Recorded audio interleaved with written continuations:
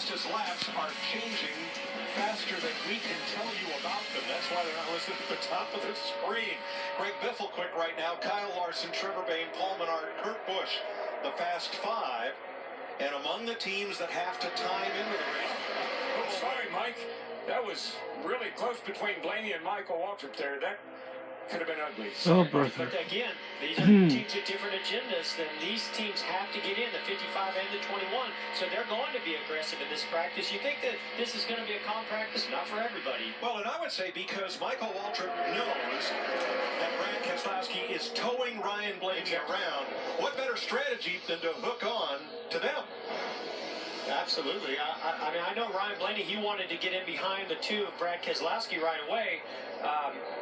Actually, I think Michael's in a better position. I think you want to be further back, even at the back of this pack, to get the best run, the biggest hole punch in the air, and the least amount of drag on the car. So let's go back and we'll review the rule about qualifying after we hear from Jamie. Well, what you said, Mike, was a surprise to a lot of these teams, including the 24, because they told me straight up they wanted to go out and lay down a fast lap in case qualifying was rained out tomorrow. But they're also focused on driver comfort. You know, this is Chase Elliott's first race here in a Cup car at Talladega, and a lot has changed since Daytona, including the seat insert and the rear view mirror. Jeff can talk more to that, but a lot of talk about those rear view mirrors, how big they are, how wide they are, and how much a driver can see. So they're trying something new for the young rookie. Yeah, that's vital. No blind spot warning here, except for the spotter on the roof. I think they're going to end up with a rear camera with a big screen up on the dash there so they can see behind them. And, we talk about the mirror, and then, Mike, I want you to clarify this qualifying procedure, but I always ran a flat mirror, a big, wide, flat mirror. I like the one-to-one, sort of the way it showed the depth perception. But Chase liked the mirror that was sort of concave and opened up the view out the back. So they changed that, I think, down in Daytona, or maybe from Daytona here to Talladega. I think it just shows the preferences that drivers have. You like it one way, he likes it another. That's why you're constantly evolving with the interior of these cars. All right, now on our Fox box, look at Cole Witt and Ryan Blaney. You see an asterisk next to their names, and that indicates those are the cars that are going to have to time in. The genesis of this rule, and it is new, it was part of the negotiation that established the charter system for car owners. Owners said, we don't want to have to risk our cars in a big pack just for a starting position at Daytona and Talladega. So aside from Daytona 500 week, the rule is this. If qualifying cannot be completed, or at least one round completed, then the 36 charter teams will line up in order of current car owner points. The grid would then be filled by the open teams in order of their practice speeds from all pre-qualifying sessions combined. If practice falls victim to rain, then they'll go back to the old rule of entry blank postmarks to settle which of the open teams get in the race. But for the 36 charter teams, the most important thing is this practice and the practice later today have nothing to do with starting positions. My God. Just like we heard from Jamie Lino down there, I think there's a lot of teams that are confused by this, and I think they're actually out there trying to get a fast lap, thinking that they will go back on that time. I'm not saying everybody, but boy, we're already seeing a lot of action out here in practice. That looks like the end of the Daytona 500, doesn't it? Am I seeing things? Nobody worked better together as an organization, as a manufacturer. In these 5 race cars right here, and I look for them to be very strong and in this a similar position to Sunday's race. But I tell you, those Hendrick Chevrolets have dominated this race and restrictor plate track last year and racing last year, and I think we're going to see them play a much bigger role in trying to stop these Toyotas this weekend. It'll be interesting Sunday now. In that line of Toyotas, 4th in line and most recently to victory lane is Carl Edwards. Here's Matt Yoakum. Mike, Jeff was exactly right. Until a few moments ago, Carl Edwards, Dave Rogers, and the 19 team all confused just about what the rules are in case weather hits. Finally, the confirmation came down once again, so everyone's crystal clear. Now they're back to their original agenda. They wanted to hook up the Joe Gibbs Racing Associated cars like they did in Daytona to work on their agenda. In fact, Carl told me, looking at my stats coming into Talladega, it was obvious this is not going to be one of my better plays. places. I've never won here. And remember, he's trying for the first time ever to win 3 races in a row. But motivation is high, and they feel like they've got a great piece for Sunday. Boy, a lot of action in the back straightaway. The Gibbs cars and Martin Truex single file. Everybody else. It's a swarm, and right in the midst of all that is the 14 of Tony Stewart, who has an even different agenda. He will start the race. Ty Dillon will relieve him at the first caution in the race on Sunday. There's Tony down to the inside. And this is the last thing Tony Stewart wants to see right here. He's planning on getting out of this whole mess on Sunday, so I can promise you he doesn't want to be in the middle of it here practice either. You know, I was thinking about Tony's situation, Jeff. He's going to start the race. He's probably going to follow the back and wait for that first caution, which could be a long way in this race, as we know. If I was Tony Stewart, as soon as they drop that green flag, first time by, I'd get out of that car. Well, here's Ty Dillon in, and let him spend the rest of the day getting caught back up. Here's one strategy that's being discussed. If Ty qualifies the car and Tony starts the car, you have to start in the rear anyway.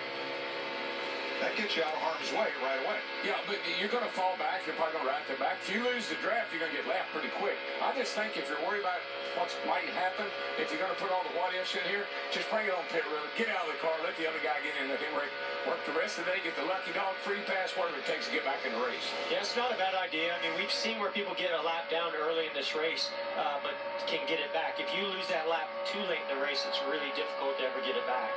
Now, here's the other wrinkle in the rules. People were saying, well, if Ty Dillon runs the whole rest of the race and wins, does Tony make the chase? Yes. And the answer would be yes, if he stays in the top 30 in points. And the reason is NASCAR decided long, long ago that they couldn't keep track of relief drivers in a race. They know who starts the car, and the driver who starts the race is the driver of record, no matter what happens after that. And Tony Stewart would get the win if Ty Dillon wins the race. I want to tell you something. Look at this yellow bumper on the back of that Tony 14 Stewart's car. not a rookie? Tony didn't lay out that long. Ty would be a rookie. Ah. It just gets more and more confusing every time we look at this. It's a little crazy. You're wondering why Ty Dillon instead of, say, Brian Vickers, who was also subbed for Tony this season. Ty and Tony are similar in size. Brian and Tony are not at all. So as far as climbing into somebody else's seat, Yeah, they got that would be safe much more difficult, sponsors. say, with Brian Vickers. That may be one reason. I'm hoping we get a chance to see them practice that sometime today. And oh, by the way, J.D. McMurray is fastest.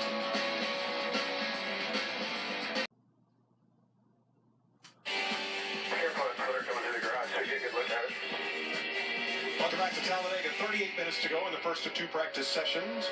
And an update from NASCAR. They're telling us Ty Dillon is in the number 14 and not Tony Stewart. We'll double check. We'll know in 1 second or 2. 5, 4, 3. Well, and again, that's the problem. If you have a relief driver in the car, who knew? Who knows? Matt. You're exactly right. Ty Dillon is indeed in the 14 car, and the issues that they were having during this practice session, they were trying to form up a pack so that he could work with that 14 car around other cars and work with spotter Bob Jeffrey, just getting their communication down. But it seemed more like, from what Ty said, that everyone was more in qualifying mode, not forming up packs. So they decided to bring the car back in, make a couple small adjustments, clean the grill of some debris that's on there, and then they will readdress and go back out. Matt, I only have one question. If Tony gets in the car, do they pull the yellow tape out? You guarantee it's not going to get it off. Is it going to start with a yellow stripe on the rear bumper? His childhood hero, A.J. Foyt at Darlington one year, and DW loved it. Not only did he have to go to the rookie school, after winning the Daytona 500 many years before, he had to wear that yellow bumper. Yeah, well, that was the story. You go tell him he flunked.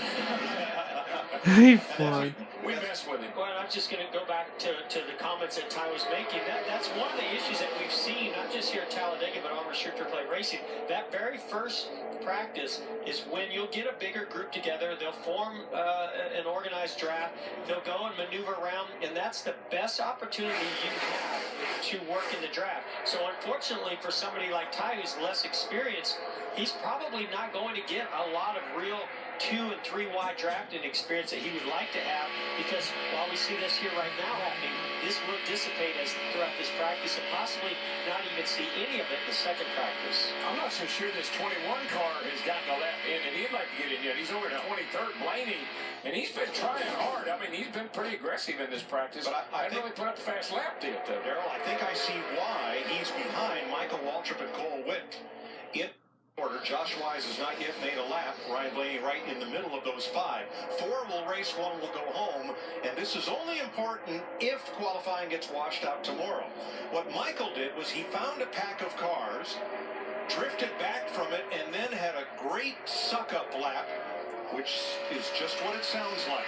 He closed that gap between the start-finish line and coming around to the start-finish line. That's what gave him that great speed so that he sits 12th on the board. Ryan Blaney is staying so close to other cars, he's not going to get any suck up to the group in front of him because they're right there on his bumper. He can't go any faster than they can. Just speaking of Michael, and Jeff knows this, my brother, for whatever reason, he has the understanding of Daytona and Talladega. Has a real knack. You watch him Sunday. He won't be in the top 10 or 15 for a while, but at the end of that race, that cat somehow or another figures out how to get up there and be a factor. To me, it's all about processing information. And here you have the spotter, you have your crew chief, you have all the cars, everything happening around you, plus you're feeling where the momentum is going to be coming from, looking in your mirrors. And Michael does a great job of processing all that information. Now here, in this type of situation, that's just experience. He knows that through group qualifying that we've had here one other time, if you get at the back of a pack that's drafting, you're going to get if you time it right, you're going to get a great opportunity to get a lap, and he timed it well. You know, Jeff, I was looking at Dale Jr. He's right here coming in. He's over in 28's fastest right now. I think that he's run quite a few laps. I think one reason is this is the car that he wrecked at Daytona, Amelia, that we've heard so much about. Amelia's back. And she's back, and she's not flying yet. I think she's still on the runway, and he's working on her, trying to get her better. And I thought that was really interesting because last time we were here, big issues getting off Camp Road, especially by this 88 car. So they practiced that entry right there. But for this run of 4 cars, and a couple more coming out to join them. 31 minutes to go in the first of 2 rounds of practice. Casey Kane out front of A.J. Allmendinger with some help there. Danica Patrick there, 3rd in line. That is the Toothberry riding along with Danica. Turbocharged, supercharged. Well, she just gained, not that my daughter wasn't already a fan, but both my kids are going to be big fans of that car if the Tooth Fairy's on the hood. And is that Matthew Benedetto with him? No, one thing, the price of teeth have gone up. Oh. Jamie. And Chris Buescher already went out and turned 15 laps. So what'd you learn about your race car and the draft so far? We wanted to get an idea where it would be balance-wise. You know, we felt like we're a little bit free in. And that's going to be one of the things we played in the race here. I think Daytona really came into play, so we're going to go make another run with our Love's Travel Stops CSX 4 Fusion. We got both on board this weekend, but we're going to go out there and see if we can mess with heights a little bit and try and work on that balance, just fine-tune it, and then we'll get ready for the second practice. All right, Chris Buescher making his second start here in the Cup Series at Talladega. Chris brings up a really good point. We don't think of Talladega as a handling racetrack like Daytona. We saw handling became a big issue at Daytona for a lot of teams. We saw some cars spin out, like Kevin Harvick. We saw Chase Elliott. Dale Jr. had some issues all by themselves. Here at Talladega, there is a little bit of that happens through the transition from the straightaway into the corner.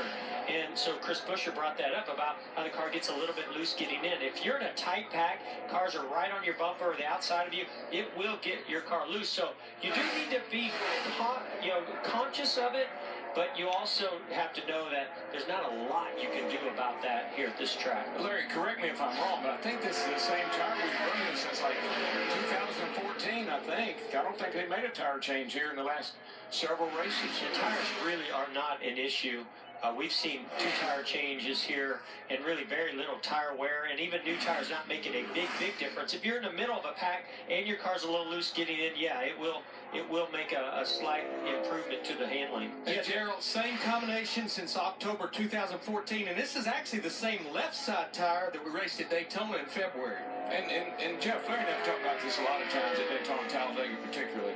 At least, Yeah, we're qualifying. If I got to make one of those wild moves from the top to the bottom to the middle up to, I got to have that car under me. I can't have that thing jumping sideways and getting loose and getting into somebody. That's what forward tires or good handling car will do for you. It gives you those options to make those big moves you need to make. Yeah, if I don't have good track position at the end of this race, I want 4 fresh tires. 8 Chevrolets and 2 Fords among the fastest 10.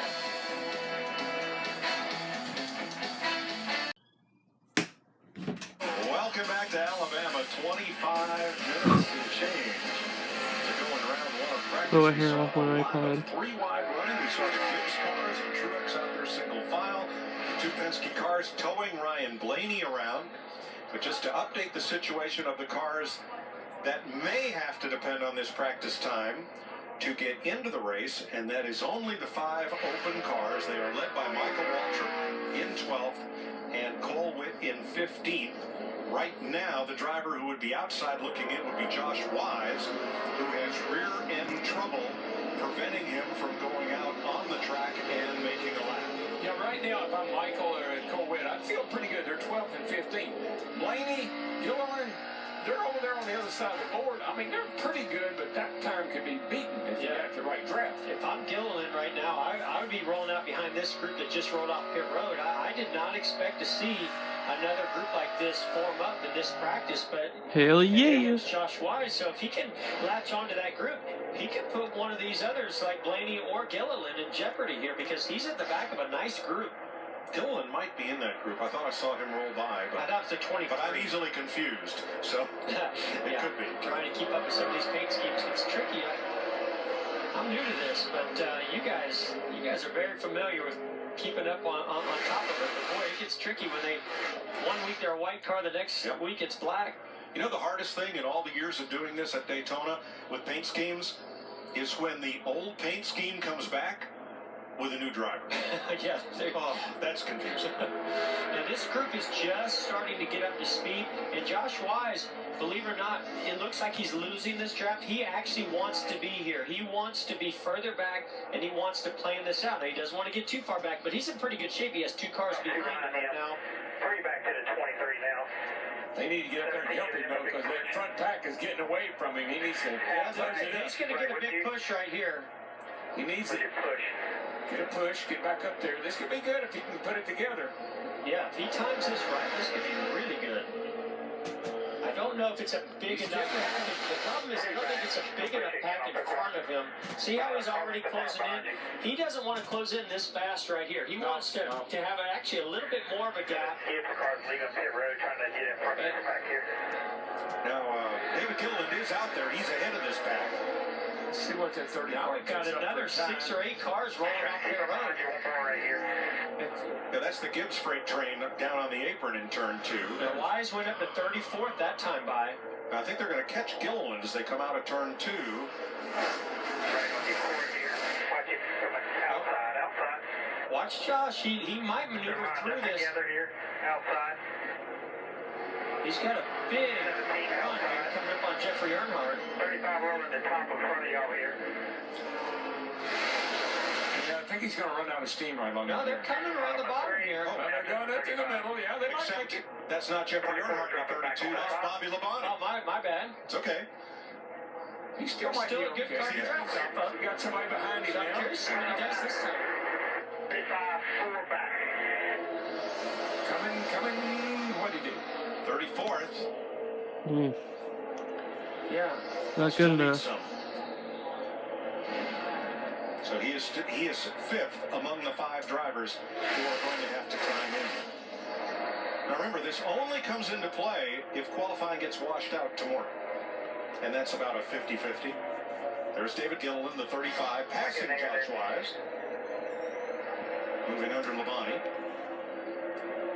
Closing up on the 17 of Stenhouse. And actually, Gilliland might have a pretty nice lap going right here. He might actually move up because he was pretty far back there and got a good run. Well, Gilliland is a good restrictor plate racer. We saw him and his teammate David Reagan. We know what they can do when they get hooked up. Not teammates now, but they were when they won.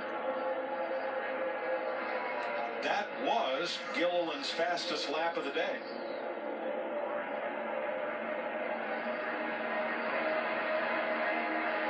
While Wise dropped about 4/10 off of his best lap so far. Now, these cars further up here in the front, they're actually just, they're race practice. So they're trying to get their car dialed in for the race. They want to do some side drafting. There's actually, you want to see more cars than this get together in this practice to really get good information. But anytime you can get on the track, it's valuable information. We got Ty Dillon out there, so he's enjoying learning what this car is doing, maneuvering around, doing some side drafting. He's going to do right here. One thing you never want to do in Talladega and Daytona is lift. Man, you got to stay in that throttle all the way around. I don't care how bad the thing's handling. You cannot let up. 20.5 minutes to go. Jamie McMurray, Chase Elliott, Kurt Busch, Danica Patrick, all Chevys at the top.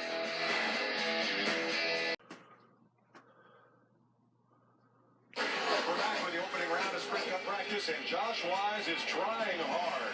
Boy, he has drafted off everything that casts a shadow, trying to get around and improve his time. He remains 34th. It's the hardest I've driven in a while, I can tell you. I've been riding along with Josh, trying to help him get that sniff and that draft off somebody to make this thing really interesting. I know he might still be qualified tomorrow, but watching how he's working traffic has been a lot of fun. And I thought he missed an opportunity last time by. The 24 had a big run. If he could have gotten in front of that 24, I think it would have given him a big boost. He'd make a heck of a spotter, I know that. Now there's Josh and David Gilliland. Excuse me, that's Chase Elliott and David Gilliland. Josh is on the right of the screen, the black car. Yeah, I mean, it's pretty obvious some other really good cars have been able to pull by him and get up to this track. So it tells me that they're certainly lacking some speed, but this group is forming up. If Josh can get all the way to the back of it and time a lap well enough, there's a good chance he could really move up here and at least make this interesting. Well, he's got all the way to the back of it. Now the question is, can he close between the back stretch and the start-finish line? See Ricky Stenhouse there. His crew chief has a one-week vacation. The steering wheel coupler was found not to have been SFI approved, and thus he'll sit out this week. Yeah, I'm curious to know a little bit more about that. I'd like to see that. Yeah, because we saw the incident that happened with Jimmy Johnson earlier in the year in Phoenix where that did not get locked on. So they've been really monitoring that much closer, and I'm just wondering if that was a new piece that they brought, but obviously it was not approved. NASCAR did not like the way it looked. You know who's helped themselves in this one go around? Blaney's now over 18th. Yeah, I mean, they look at that steering wheel coupler, that quick disconnect, as a safety item. You go back to what happened to Jimmy Johnson qualifying at Phoenix, and you can submit a coupler, a quick disconnect, but it has to be approved, but more importantly, it has to be SFI approved. This quick disconnect had been modified, and it did not meet SFI specifications. Yeah, I'm just curious, Larry, how they modified it. Were they modifying it trying to make it a lighter weight component, or did they modify it so that it would latch and lock on when they pushed the steering wheel on to try to prevent something that happened to Jimmy Johnson from happening to them? If I was a betting man, Richmond, short track, probably a little lighter. Yeah, those things are pretty heavy. I'll put you there. Jamie? And Jamie McMurray, fastest on the board right now. Didn't even run in the draft, ran by yourself. But what I find interesting is you want to get back out there and practice getting onto pit road. As many times as you've raced here, what exactly are you trying to learn? But it's just unique. First off, pit road speed is faster than anywhere else we run. And for me, it always feels like when you make your first pit stop that as you go down pit road, it seems really fast. And normally you slide through your stall at some point in the Speedway weekends. So it's just nice to get a feel for that. The other thing is that as you come off the racetrack, the splitters are so close to the ground, and when you jam the brakes on, sometimes it'll lock the front tires up. So it's just nice to know if that was going to happen when we do our first stop, or just kind of what you're going to expect. So I always take notes, kind of what I use as a braking point and what what I felt on pit road, but it just seems like it's different every time you come here. So it's nice to kind of, put that in your memory and have it for Sunday. All that coming from a two-time winner here at Talladega. You bet. Thanks, Jamie. He is fastest. Chase Elliott, Kurt Busch, Danica Patrick, and Trevor Bayne, the fastest Ford among those 4 Chevrolets. Do you know what SFI stands for? Stay tuned.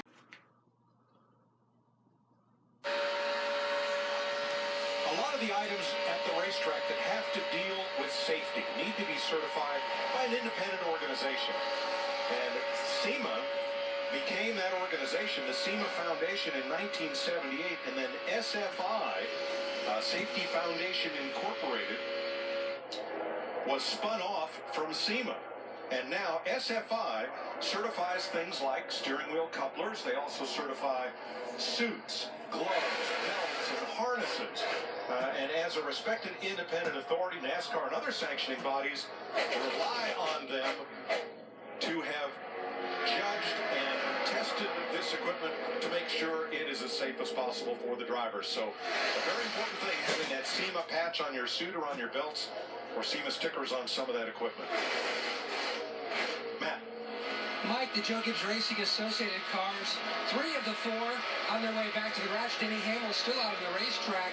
He's going to be hitting pit road to check his pit road lights to make sure those are all in line, and also working on his hot entry into pit road. Now, one thing that they worked on between the first and second run, now remember, Daytona and Talladega, restricted plate tracks, but there is much more real estate here at Talladega, so they adjusted the mirror so Denny could see wider behind his Toyota. So Denny, much like Jeff Gordon when he raced here at Talladega, very conscious about visibility and the use of his mirrors.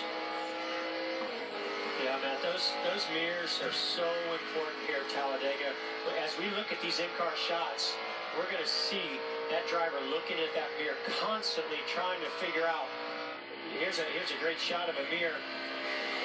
You'll see the biggest, widest mirrors here at Talladega, Daytona, as you will anywhere. There's also a mirror over here on the left side that the teams are allowed to run. It sees at the left side. I even, and some other drivers, mount a mirror over here on the right side to see out the right side of the car. Your spotter plays such an important role, but you have to do a lot of spotting from inside the car also. I think you get by. You need mirrors everywhere. I mean, Daytona, I think, certainly critical because of how narrow that racetrack is and how people can slip up on you. Here, you got a little bit more, it's a little more forgiving. I always felt more comfortable here than I ever thought I would at Daytona. I felt more comfortable, but DW, I always felt like I needed a mirror to see even more because it's such a wide racetrack. They can get outside of that blind spot and surprise you at times, because this track is so wide. Surprise.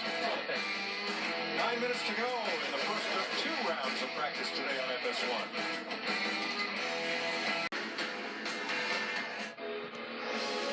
7 minutes to go in practice, riding around toward the garage with Kevin Harvick. You know, if the door of your house leaked air that bad, you would call a carpenter and get that sealed up, wouldn't you? Yes, I think you would. But here at Talladega, so we're looking at this roof hatch here. I'm going to show you, and it's pretty easy to see. I don't think I need to Definitely draw this, open but for sure. Just to tell you what we're referencing.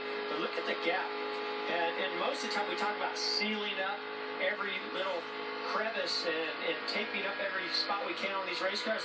But here at Daytona and Talladega, it seems to me, and you can see it moving, it's almost like that air is leaking and allowing pressure from inside the car to leak itself out. This is also a safety hatch, allows the driver to get out in a hurry. This might also play a role here on Sunday when Tony Stewart gets out of his race car. Will he go out the hatch to allow Ty Dillon to get in? Larry, what can you tell us about what these teams are doing with that hatch? Look at how it's moving here on the front of this 21 car. Yeah, I mean, it's all about just evacuating air out from inside that car that reduces the drag and helps straightaway speed. I think, you go back, this roof hatch is a heavy piece of equipment, and no one was really running it that much. But now we're seeing everybody run them, and I think we see why they're running them now at Daytona and Talladega. It's all about aero. Yeah, one of the downsides of running that thing, and the reason people quit running was because they were so heavy. That doesn't look very heavy to me. Well, and is that remember a this redesign piece? Well, remember this. It's all the hardware that goes goes with it, DW, but they will make them take that roof hatch up for qualifying, so it won't play a role in qualifying tomorrow. Well, I think Larry pretty much nailed it. We didn't used to see many running this, and all of a sudden something changed. And I tell you what changed. The wind tunnel told them, all these teams, there's actually an advantage, even though it's a heavier piece, and on these types of racetracks, having a car that's lighter weight, you know, especially in the roof area, is not as important as aerodynamics. I know one thing. If I didn't have one today, I'd have one tomorrow. One of the reasons we have the roof hatches for tall drivers to get out of their cars if they're trapped up against the wall or going to victory lane, like Michael Waltrip.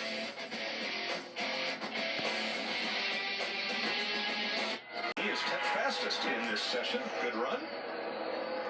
Practicing pit road exit. Chase Elliott, who is second fastest, and Jamie McMurray, who is fastest, all going back out. Now to update you on the Go Homers, 12th, 13th, and 14th, Waltrip, Blaney, and Gilliland, all right in one tight pack. Wow. Then Cole Witt in 17th, and finally Josh Wise, who didn't get on track in the first 40 minutes of this session, in 35th. There is one more practice to go that he'll have an opportunity to put up a faster lap if he thinks he needs to fall back on that tomorrow. But we also know rarely do we see big packs form in that practice, but maybe we will. If they don't think they're going to qualify tomorrow due to weather, then there's a good chance they might say, hey, this is a great opportunity for us to just keep, you know, in a big pack and in race trim. You know, Michael and Blaney and Gilliland. Michael ran a, what did he run there, 51, fast lap there of 51. 48-51, yes. And then Blaney's a 56 and Gilliland's a 59, so they're within 7, 8 100ths of each other. It's as close as it gets. Jamie. AJ Allmendinger, 40th on the board right now. They served a 15-minute penalty, so it took you guys a little bit longer to go out. You didn't catch the draft. How is the car handling? Car handles fine. It's not a lot of speed in it. You know, we missed the big pack, so trying to put the big number up there in case it rained was, you know, that happens. But it didn't really matter where you start here, so yeah, we'll just go try to get fine-tune everything that we can, and it's never been my most favorite race, so we'll go out there and try to just be smart on Sunday. You never know what can happen here. We've seen a lot of crazy things happen. The big one's probably going to happen, and just try to be smart to get through it and try to get the best finish we can. So everything we can do to get the Kroger Hungry Jack Chevy up front and have a solid day. You know, I feel like the first 9 weeks have been pretty good. We've had our ups and downs, but the team's definitely moving in the right direction. This is a race that anything can happen. Get through here with a decent finish, and then look forward to the next quarter of the season. All right, we'll see you in final practice coming up. Matt? Daytona 500 champion Denny Hamilton has had his interior specialist Sean Curlin tweaking the mirrors, so working on that. But when you're looking also at the interior, do you adjust the pages on your digital dash at all for the races like here at Daytona versus other races? Yeah, they're a little bit different. The information that I want to have coming to pit road is a little bit different than what I want to have on other racetracks. So we designate pages for super speedways versus other tracks, and so I like switching pages. Some guys don't like switching pages, but you know, it lets me fine-tune pit road speed a little bit better. And he's going to have a lot of fun on Saturday being part of the Xfinity broadcast team here on Fox. Yeah, we'll be happy to have him up there with Adam and Michael. We'll let you look at results while Jamie goes and explains to Allmendinger that if qualifying gets rained out, he starts 17th because that's where he is in the points, even though he was 40th on the speed chart. I think it's already raining where he is.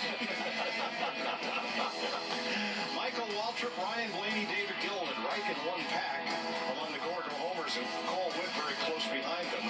If qualifying is rained out, and if they do not go faster in the second practice, those four would be in the race. Josh Wise would miss it, but we'll have to wait for final practice to know that for sure. Well, there's a couple of names there. Ray Keselowski, Dale Jr. over there on the 31st, 32nd.